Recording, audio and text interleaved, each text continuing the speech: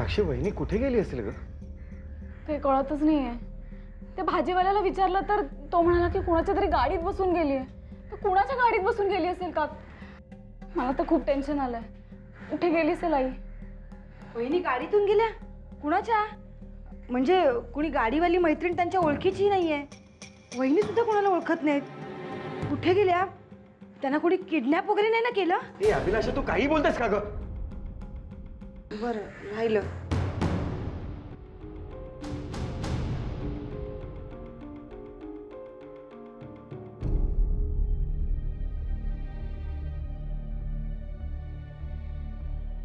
आई वहिनी, आई तू तू बस. आई काय झालं तुला? तू तू कुठे गेली होतीस एवढा वेळ? भाजी आणायला गेली होतीस ना? भाजी कुठे? वहिनी आई काय झालंय? तुला बरं वाटत नाहीये का आई? तू अशी घाबरलेस का? ए अभिलाषा, जरा पाणी आण पटकन. हो आणते. सांग ना काय झालंय? रडतेस का तू? हे घ्या पाणी घ्या. पाणी घे. वहिनी काय झालं? थोडा चहा करू का? जरा तरतरी येईल ना. नको मला चहा वगैरे काही नकोय. हे बघा, मी तुमच्या सगळ्यांसमोर हात जोडते. काही करा आणि देऊला हे लग्न करण्यापासून परावृत्त करा. काही झालं तर हे लग्न थांबवा.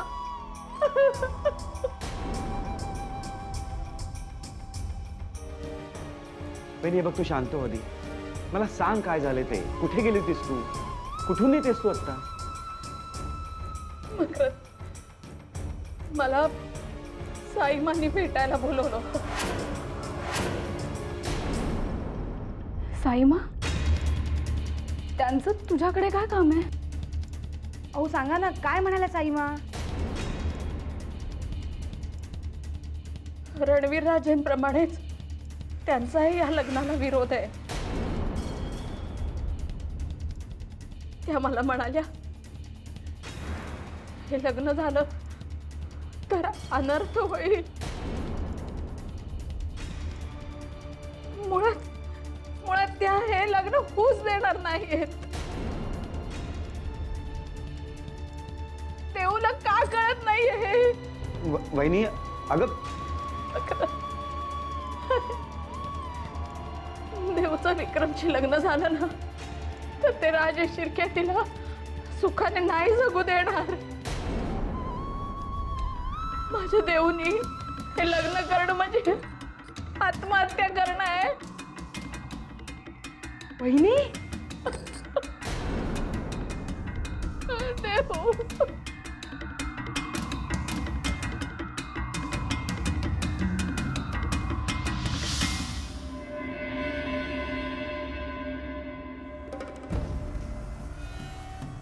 साईमा, आम्ही देवयानीच्या आईला आपल्या घरातून रडत बाहेर जाताना पाहिलं. काय बोलणं झालं आपल्या दोघींमध्ये? त्या आमच्या घरातनं रडत बाहेर पडल्या म्हणून तुम्हाला वाईट वाटलं ना? साहजिक आहे.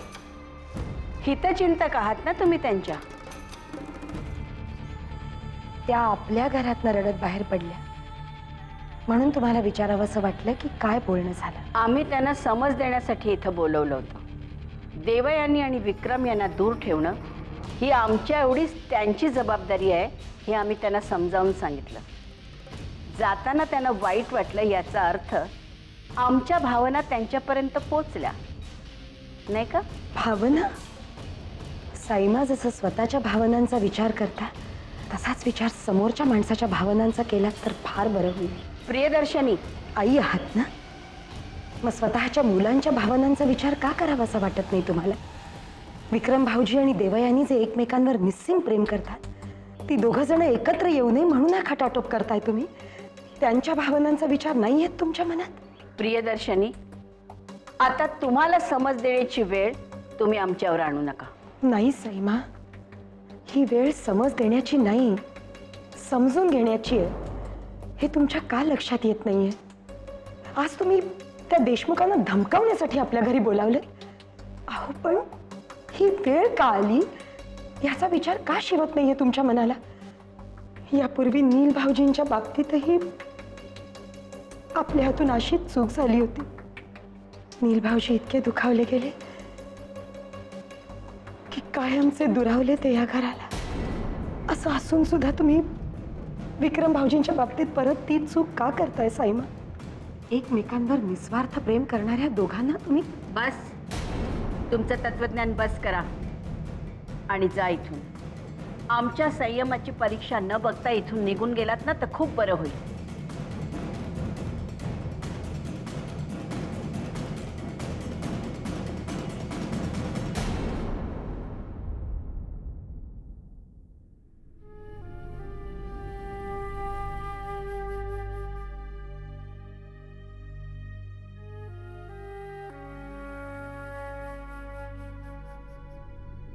काय झालं वहिनी? कसला विचार करतेस? या देऊचं कसं होणार काही सुचतच नाहीये मला. म्हणजे मी तिला एवढं समजावून सांगितलं, तू चांगलं समजावून सांगितलंस, पण ती आपला हट्टच सोडायला तयार नाही. आता आपण असं का बोलतोय हे तरी तिने समजावून घ्यायला नको का? हो, पण ती नाही समजून घेते तर आपण काय करणार आहोत? मकरंद, अरे आपणच अशी हार मानली तर काहीच पुढे होणार नाही. नाही नाही, आपण अशी हार मानता कामा नये. अगं पण वहिनी, तिला समजावण्या व्यतिरिक्त आपण करू तरी काय शकतोय? मला तरी या सगळ्यातून एकच मार्ग दिसतोय. काय?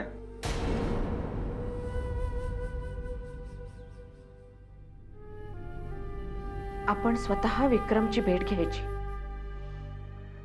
वहिनी, अगं त्याला भेटून काय होणार आहे? इतके दिवस मी देवची समजूत काढत होते, अगं बाई विक्रमला विसरून जा म्हणून. आता विक्रमची भेट घेऊन त्याला सांगेन, बाबा रे, तुझ्या आणि माझ्या मुलीच्या भल्यासाठी तू देवचा विचार मनातून काढून टाक. वहिनी, अगं विक्रमादित्य देऊशी लग्न करायचं म्हणून घर सोडून बाहेर पडलाय ना, मग तो आपलं म्हणणं काय ऐकून घेईल? ते काय मला माहिती नाही, पण आता वेळ घालवण्यात अजिबात अर्थ नाही. मकरंद, तुझ्याकडे नंबर आहे ना त्याचा? हो आहे. तू आधी त्याला फोन लाव. अरे आधी फोन लाव त्याला. अगं आणि कुठे आणि कधी भेटायचं ते विचारून घे. मकरंद, फोन लावतोयस ना? हो.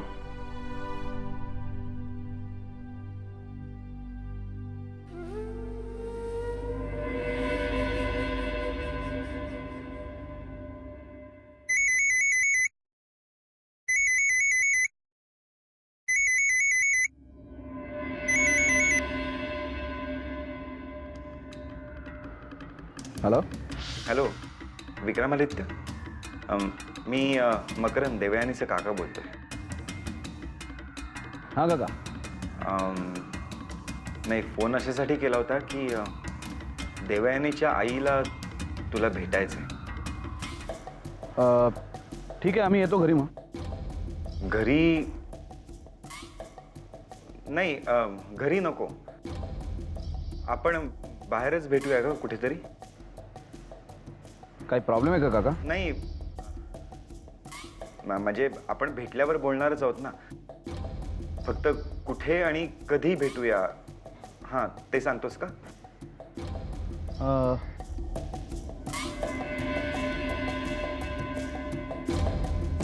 Okay, thanks.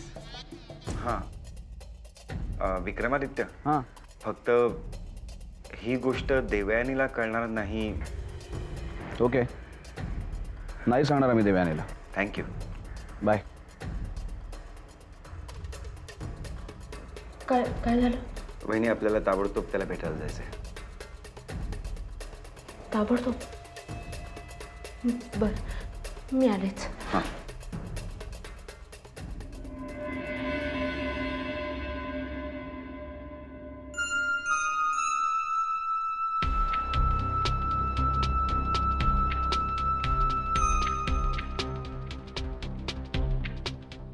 रणवीरराजे, तुम्ही आलात, बरं झालं.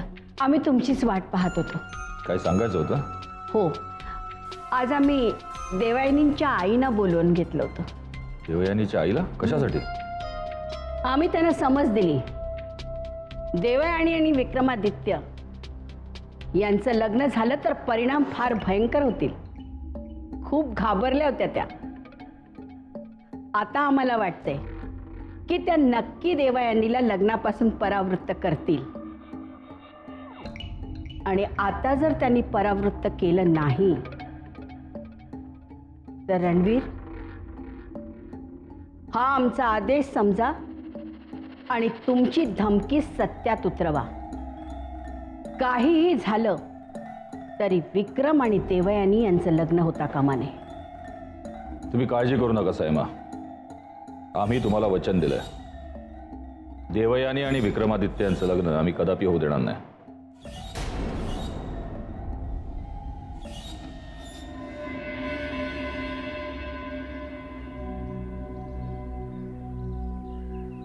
विक्रमादित्य,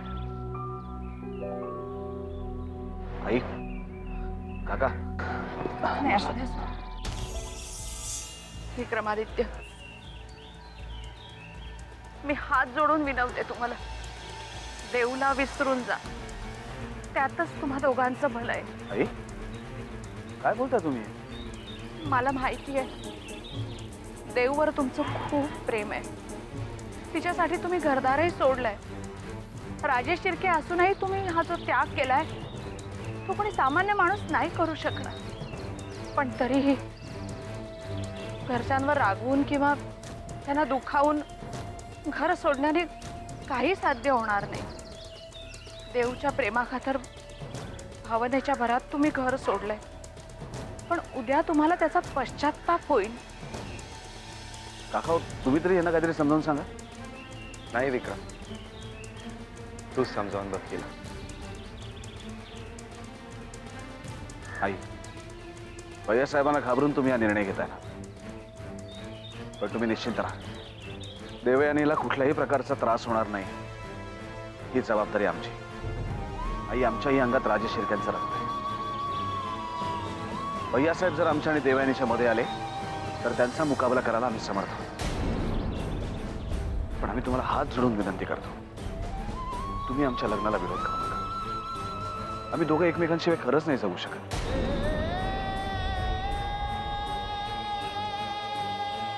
मकरन, आपल्याला निघायला हवं. आई, यापुढे तुम्ही कोणाच्याही धमकीला घाबरून आमच्या लग्नाला विरोध करणार नाही अशी आम्ही अपेक्षा करतो.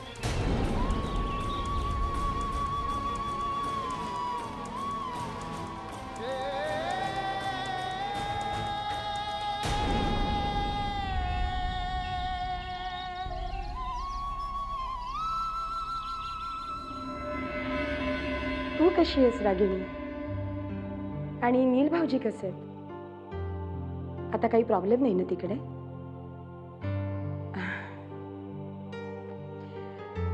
खरं सांगू आम्ही तुला रागिणी, आम्हाला हल्ली विक्रम भाऊजींची खूप काळजी वाटते का. एखाद्या माणसाच्या आयुष्यात परमेश्वरानं किती परीक्षेचे क्षण लिहावेत याला तरी काही. आम्ही तुला नंतर फोन करतो रागिणी. प्रियदर्शनी, नील राजे आणि आदित्य राजेंप्रमाणे तुम्हीही घर सोडून का नाही जात? हे काय बोलताय आपण साईमा? कारण तुम्हाला घरात राहणाऱ्यांपेक्षा घर सोडून गेलेल्यांची जास्त काळजी वाटते म्हणून म्हटलं. नाही, तुमचा निर्णय पक्का करा. एक तर या घराशी इमान राखा, नाहीतर आमचा निर्णय आम्ही तुम्हाला सांगितलेलाच आहे.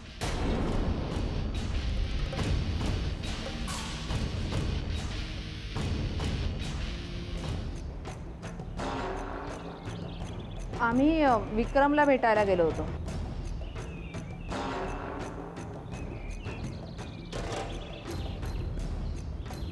का? तुम्ही का विक्रमला भेटायला गेला होता? कितीही समजावलं तरी देऊ काही ऐकायला तयार नाही. तेव्हा म्हटलं विक्रमला भेटून त्यालाच समजवावं, पण तोही आपला हट्ट सोडायला तयार नाहीये. या विक्रमच्या वागण्याचं ना मला काही खरं वाटत नाही. आता जरी तो प्रेमाच्या गोष्टी करत असला तरी पुढे त्याचं काही सांगता येत नाही. अभिलाषा, तू काही का बडबडतेस? अहो, खरं तेच बोलते मी. विक्रम काही रणवीर राजांपेक्षा मोठा नाही ना. आपल्या मुलीला समजावून काही उपयोग होत नाही. विक्रम काय आपला ऐकणार आहे? हे बघ अभिलाषा, आम्ही आधीच खूप डिस्टर्ब होतो. तू उगाच आता आगीत तेल ओतण्याचं काम करू नकोस. अहो, मला जे वाटलं ते मी बोलले. खोटं बोलायची मला सवय नाही, पण खरं ऐकण्याची तुम्हाला सवय नाही, त्याला मी काय करणार?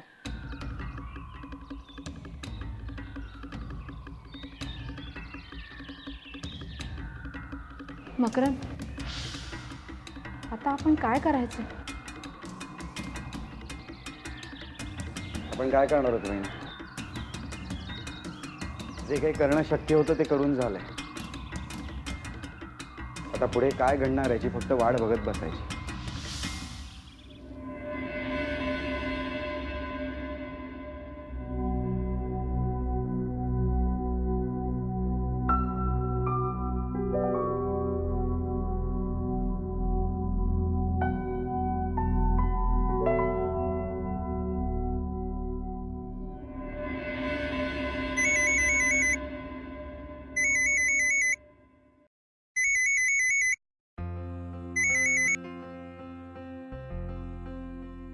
हॅलो.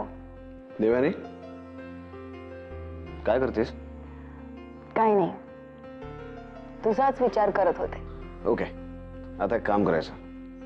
आपलं सगळं सामान पॅक करायचं आणि शारदा सदन सोडायची तयारी करायची. का? तुझ्या दादूंच्या परीक्षेत आम्ही पास झालो देवयानी. खरंच? काय सांगतोस? येस. म्हणजे आता तरी आम्ही आमच्या कामाचे 30 दिवस पूर्ण केले आणि आमचा पगार आमच्या हातात आहे. काँग्रॅट्स विक्रम. थँक्यू. उद्याच आम्ही तुझ्या दादून येऊन भेटणार आहोत आणि त्यांच्याशी बोलणार आहोत. मलाही सांग ना. तुला मी आधीच सांगितलं काय बोलणार आहोत, पण त्याचा काही उपयोग झाला का? मग अचानक तुझे दादू मध्ये आले त्यांच्या अटी घेऊन, आणि तुझ्यासाठी आम्हाला त्या अटी पूर्ण कराव्या लागल्या. पण आता आम्ही त्यांच्या परीक्षेत पास झालो देवयानी, आणि उद्या त्यांच्या समोर येऊन आम्ही तुझा हात मागणार, तुझ्या दादूंच्या समोर.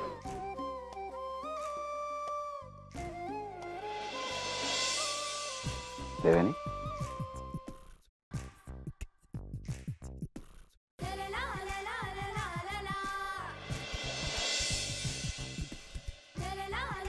हॅलो.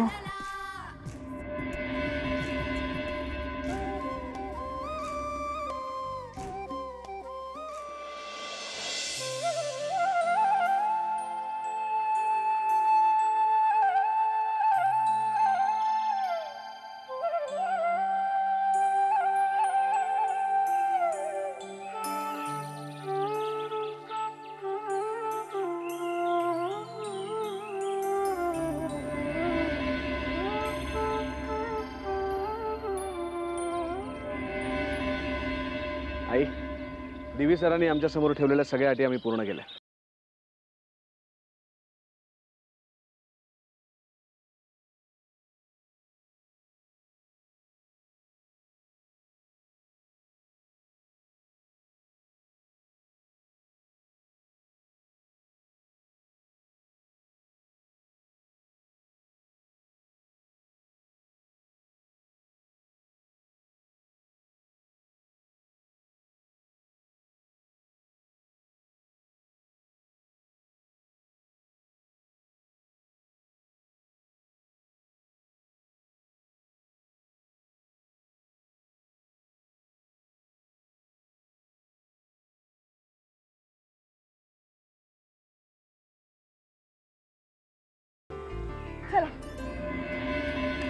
आई,